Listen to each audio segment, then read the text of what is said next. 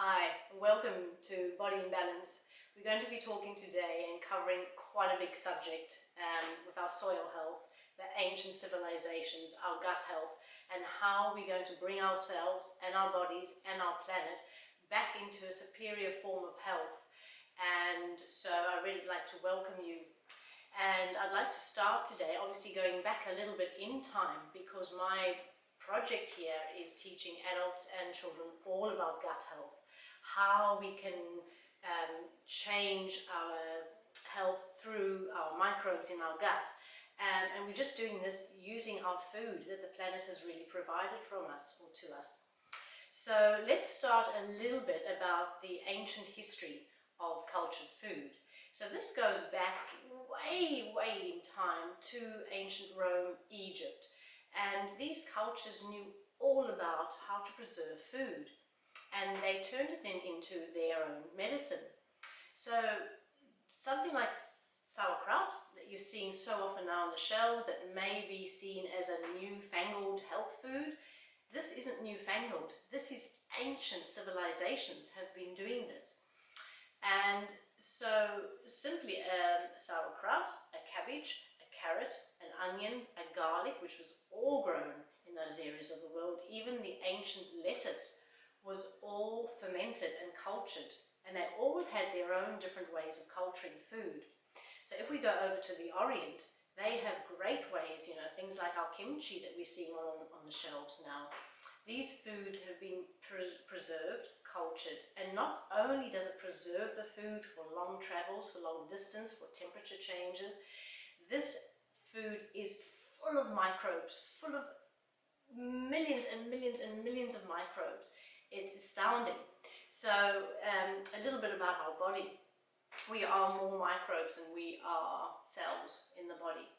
And if our microbes go out of whack, then simply the human body, the animal form, the planet goes out of whack as well. So going back into ancient Egypt, we'll start there. They were making sauerkraut already in big fermentation barrels. And the sauerkraut would ferment slowly, so we're using time, we're using temperature when we're creating our sauerkrauts, our fermented foods. We're not creating something that is fast. Nature and its bacteria take time. The temperature, the humidity, the seasons, just that alone affects our fermentations. So something as simple as a sauerkraut. So we have two different forms of sauerkraut. One is just a pure cabbage, one is fermented with chili, carrot. These all take time, and I could simply create these krauts by adding in bacteria. But what I like to do is I like to take people back to these ancient civilizations, because they didn't have little sachets of bacteria sitting on a supermarket shelf. They simply used bacteria that was sitting on the outside of the cabbage leaf. They would use the bacteria as we do in the workshops for the gut health and fermentation. We're simply using the bacteria that is actually on the plant itself.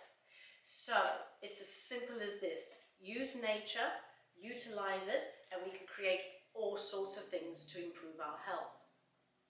Now, with the onslaught of supermarkets and industrial revolution, all this started falling away. Humans started going back and finding things were easy if they could just pick up a packet, simply a whey product, and something like that is dehydrated whey.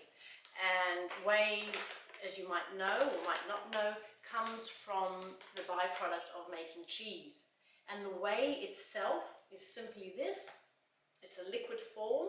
So this is the true whey. Something like this has been heated to such extreme temperatures that it's probably devoid of all enzyme activity, all nutrients. So, and this is something that probably a lot of people are popping into their smoothies in the morning thinking they're doing a great job in supplementing their diet, where basically what we should possibly be doing is just drinking our whey straight from our cheese making.